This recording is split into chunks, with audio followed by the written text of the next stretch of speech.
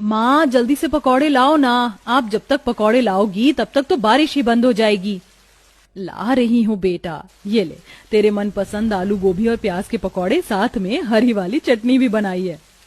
वाह माँ, मजा आ जाता है आपके हाथ के गर्मा गर्म पकौड़े खाकर। काश मेरे ससुराल में भी मैं इतने अच्छे पकौड़े खा सकती। भगवान करे तुझे ऐसी सास मिले जो तुझे मुझसे भी अच्छे पकौड़े बना कर खिलाए।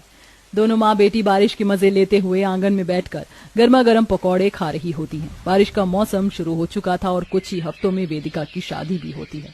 समय गुजरता है और वेदिका शादी कर अपने ससुराल आ जाती है। वेदिका शुरू से ही एक छोटे परिवार में रही थी, लेकिन वेदिका का ससुराल काफी बड़ा था।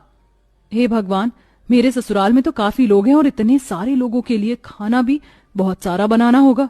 आज तो मेरी पहली रसोई में रेल ही बनने वाली है। वेदिका मन ही मन अपनी पहली रसोई को लेकर परेशान हो रही थी कि तभी वहां उसकी दोनों जेठानियां आती हैं।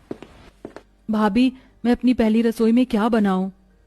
ज्यादा कुछ नहीं, बस 4-5 तरह की सब्जियां, 2-3 तरह की अलग अलग पुलाव, बिरयानी, रायता, पराठे, सब्जी और हाँ, मीठे में रसमलाई, बूंदी के लड्डू और खीर बना देना। ज्यादा कुछ नहीं कहकर पूरे होटल का मेन्यू ही बता दिया। इतना सारा खाना मैं अकेले कैसे बनाऊंगी? वेदिका किचन में जाती और अपनी पहली रसोई की तैयारी में लग जाती है। हे भगवान, ये पूरियां तो गोल बिल ही नहीं रही हैं और ये सब्जी का तड़का भी जल गया।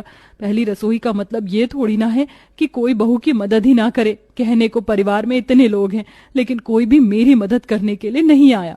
बेचारी वेदिका परेशान होते हुए जैसे तैसे करके अपनी पहली रसोई का सारा खाना तैयार कर देती है और सबको ले जाकर परोसती है। सबके खाने के बाद वेदिका रसोई का सारा काम खत्म करके अपने कमरे में सोने के लिए चली जाती है कि तभी थोड़ी देर में अचानक बारिश शुरू हो जाती है। अरे वाह, कितनी बढ़िया बारिश हो रही है। ऐसे बारिश के मौसम में अगर गर्मा गर्म आलू की पकौड़ियां हो जाए, आहा, तो मजा ही आ जाए। जागृति, एक काम करो, जल्दी से अपनी छोटी भाभी के कमरे में जाओ और उन्हें गर्मा गर्म आलू के पकौड़े बनाने के लिए कहो। जागृति सीधा वेदिका के कमरे में जाती है और उसे आलू के पकौड़े बनाने के लिए कहती है। लेकिन जागृति, अभी थोड़ी देर पहले ही तो सभी लोगों ने इतना सारा खाना खाया है और अब पकौड़ियां। तो भाभी, क्या आप अब हम सबके खाने को नजर लगा रही हैं? अरे खाता पीता परिवार है तो क्या खाएगा नहीं? नहीं, मेरे कहने का वो मतलब नहीं है। खाना खाने के बाद एकदम से पकौड़ियां खाओगे तो एसिडिटी हो सकती है। भाभी, हमें सब हजम है। अब आप जाइए, जल्दी से गर्मा गर्म आलू के पकौड़े बनाइए। जागृति की बात सुन बेचारी वेदिका थकी हारी हालत में किचन में जाती है और 5-6 किलो आलू देकर उन्हें काटने लगती है।